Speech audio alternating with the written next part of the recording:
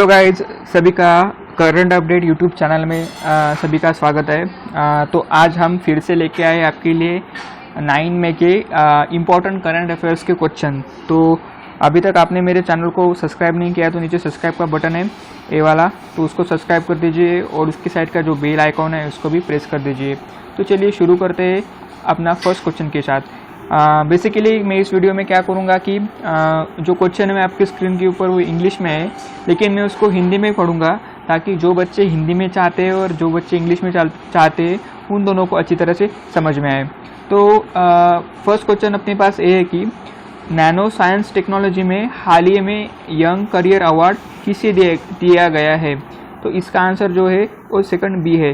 सौरभ लोधा को हाल ही में नैनो साइंस टेक्नोलॉजी में यंग करियर अवार्ड दिया गया है। तो ये रहा फर्स्ट क्वेश्चन। तो अभी चलते नेक्स्ट क्वेश्चन के ऊपर।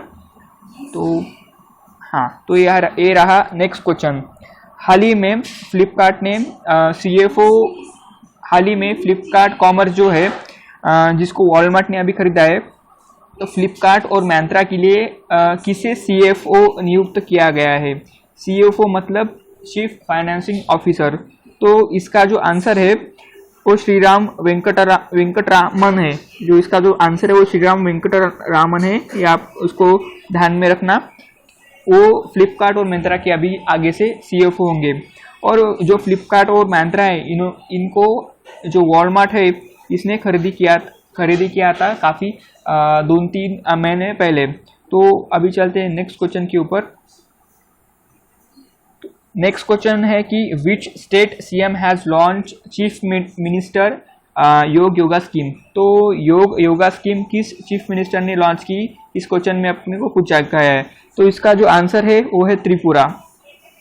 तो त्रिपुरा ने योगा स्कीम अभी लॉन्च की है। तो इसमें कहा गया है कि जो यंग जनरेशन के लड़के हैं उनको 5,000 रुपीज़ दिए जाएंगे और उससे वो एक सेल फोन खरीदेंगे और उससे कुछ योगा वगैरह की एक्टिविटी करेंगे, ऐसा कहा गया है। तो नेक्स्ट क्वेश्चन है अभी कि according to the release IEA report how much energy demand in India has increased? तो जो IEA है, इंटरनेशनल एनर्जी एजेंसी, IEA का लॉन्ग फॉर्म क्या है? इंटरनेशनल एनर्जी एजेंसी में हाल ही एक रिपोर्ट जारी की है। उसमें कहा गया है कि जो लॉकडाउन की वजह से जो इंडिया की एनर्जी डिमांड है वो कितनी परसेंट गिर गई है, डिक्रीज बोला है, कितने परसेंट गिर गई है? तो उसका आंसर है 30%। 30% से जो डिमांड है वो इंडिया की गिर गई है। तो चलते हैं अभी नेक्स्ट क्वेश्चन की तरफ के ऊपर। नेक्स्ट क्वेश्चन है कि which state government has increased the retirement age of government employees from 50 years to 59 years? तो किस राज्य सरकार ने जो गवर्नमेंट एम्प्लॉयज़ की एज है 58 ईयर से 59 ईयर कर दी है? तो ये गवर्नमेंट है तमिलनाडु गवर्नमेंट। तमिलनाडु गवर्नमेंट ने हाल ही में जो उनके यहाँ पे गवर्नमेंट एम्प्लॉयज़ है उसकी जो लिमिट है वो 58 ईयर से 59 ईयर कर दी है। और इसी के साथ में एक और अपडेट देना चाहता हूँ आपको। जो पंजाब की गवर्नमेंट है इन्होंने क्या किया है कि जो उनके यहाँ पे जो 60 ईयर्स थी गवर्नमेंट एम्प्लॉय की एज, उसको कम करके 58 ईयर्स कर दी है। तो इन दोनों चीज़ों को अच्छे से ध्यान में रखना। तो नेक्स्ट क्वेश्चन की तरफ चलते हैं कि अभी हाल ही में एक हादसा हुआ है विशाखापट्टनम में, जहाँ पे गैस लीक हुई है। तो जो गैस लीक हुई है उस गैस का नाम क्या है? उसका गैस का नाम है स्टायरीन। ये प्लास्टिक तैयार करने में यूज़ होती है। उसके बाद में और इसके रिलेटेड एक अपडेट देना चाहता हूँ कि विशाखापट्टनम में जो हादसा हुआ उसमें स्टायरीन गैस लीक हुई, लेकिन जो भोपाल गैस लीकेज हुआ था वहाँ पे कौन सा गैस लीकेज हुआ था? वहाँ पे लीकेज हुआ था मिथाइल आइसोसाइनाइड, ये गैस वहाँ पे लीकेज हुआ था। लेकिन भोपाल गैस जो है ये हादसा 1984 में हुआ था और जो ये 2 दिसंबर और 3 दिसंबर के वक्त रात में ये गैस का रिसाव हुआ था। तो विशाखापट्टनम में हुआ था स्टायरीन और जो भोपाल गैस में हुआ वो मिथाइल आइसोसाइनाइड।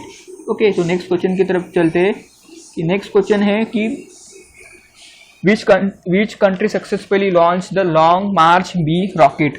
ये जो लॉन्ग मार्च बी रॉकेट है ये बेसिकली मून पे जाने के लिए यूज हुआ है, तो उस कंट्री का नाम है चाइना। ये जो चाइना है इन्होंने ये long March B rocket use किया है। इसका मिशन क्या है कि 2022 तक मून पे ह्यूमंस को भेजना इस रॉकेट के जरिए। तो द लॉन्ग मार्च रॉकेट भी जो है वो चाइना ने लॉन्च किया है। ओके, उसके बाद नेक्स्ट क्वेश्चन चलते हैं कि in what name did the Indian government start to bring the Indians from abroad. हाल ही में इंडियन गवर्नमेंट ने जो बाहर के देशों में जो फंसे हैं लोग इंडिया के, नियर अबाउट 15,000 लोग बाहर फंसे, तो उनको भारत वापस लाने के लिए किस मिशन से एक मिशन चालू किया, किस नाम से? तो उस मिशन का नाम है वंदे भारत मिशन। वंदे भारत मिशन को इंडियन गवर्नमेंट ने स्टार्ट किया है। इसी के साथ इंडियन नेवी ने भी एक मिशन चालू किया है उनको लाने के लिए, उसका नाम है समुद्र सेतु। समुद्र सेतु तो ये इंडियन नेवी का मिशन है। इसमें 2 शिप्स यूज हो रही है। उस फर्स्ट शिप से INS जलशाह और जो नेक्स्ट शिप है वो है INS मगर। तो जो इंडियन गवर्नमेंट ने लॉन्च किया उसका नाम है वंदे भारत मिशन, और जो इंडियन नेवी ने लॉन्च किया हुआ है समुद्र सेतु। तो आगे चलते हैं नेक्स्ट क्वेश्चन की तरफ। तो हाल ही में when was the world red cross day कब मनाया गया? वर्ल्ड रेड क्रॉस डे कब मनाया गया है? तो जो वर्ल्ड रेड क्रॉस डे रहता है वो 8 मई को मनाया जाता है। ओके, तो जो वर्ल्ड रेड क्रॉस डे है, जो वर्ल्ड रेड क्रॉस का जो सेंटर है वो कहाँ पे है? जेनीवा में है, वो स्विट्जरलैंड में आते हैं जेनुआ। तो वर्ल्ड क्रॉस डे मनाया जाता है 8 मई को। तो नेक्स्ट क्वेश्चन की तरफ चलते हैं। नेक्स्ट क्वेश्चन है कि UNEP has extended whose tenure as a Indian goodwill ambassador 2020। जो UNEP है उन्होंने हाल ही में जो एम्बेसडर पद था उसी को एक्सटेंड किया है। उनका नाम है डिया मिर्जा। डिया मिर्जा UNEP के एक एम्बेसडर थे। उनका जो एम्बेसडर का पद है वो 2020 तक एक्सटेंड कर दिया गया है। नेक्स्ट क्वेश्चन कि who has become the brand ambassador of ELSA crop India. जो ELSA क्रॉप इंडिया कंपनी है उसके ब्रांड एम्बेसडर किसे बनाया गया है? तो उनका ब्रांड एम्बेसडर है अजिंक्य रहाणे। अजिंक्य रहाणे को ELSA का क्रॉप इंडिया का ब्रांड एम्बेसडर बनाया गया है। उसके साथ जो MS धोनी है इनको पोकर इंडिया का ब्रांड एम्बेसडर है। ऋषभ पंत है JSW स्टील के ब्रांड एम्बेसडर। नेक्स्ट क्वेश्चन क्या है? Which state has become the first state in the country to have a ventilator beds in all district hospital? तो ऐसा कौन सा राज्य बना है जहाँ के हर एक जो डिस्ट्रिक्ट हॉस्पिटल है वहाँ पे वेंटिलेटर बेड्स अवेलेबल है, वेंटिलेटर बेड्स। तो ये जो फर्स्ट स्टेट है वो है उत्तर प्रदेश। उत्तर प्रदेश के जो 73 जिले हैं उसके सभी डिस्ट्रिक्ट हॉस्पिटल में अभी जो हाई क्लास और जो इक्विप्ड वेंटिलेटर सिस्टम है वो अवेलेबल होगा। तो अगर हम बात करें यूपी की बात करें तो यूपी के CM है योगी आदित्यनाथ और गवर्नर है आनंदीबाई पटेल। उसके बाद नेक्स्ट चलते हैं कि according to the report release which are the part have the highest number of internet user.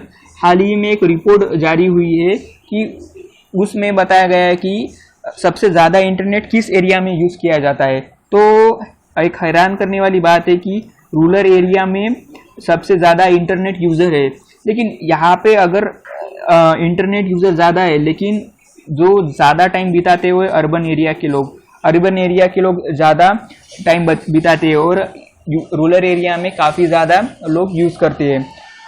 तो हाल ही में ये जो आंकड़ा है वो किसने दिया? IAMA ने। मतलब जो IAMA का लॉन्ग फॉर्म क्या है? Internet and mobile association of India. इसका हेडक्वार्टर कहाँ पे है? मुंबई। ओके, तो ये रहा करंट अफेयर 9 मई 2020 का। सो कल इसी के साथ और 10th में का भी आएगा, और कल एक वीकली करंट अफेयर भी आएगा और उसके साथ मार्च 2020 का भी जल्दी से वीडियो आ जाएगा। So thank you for watching.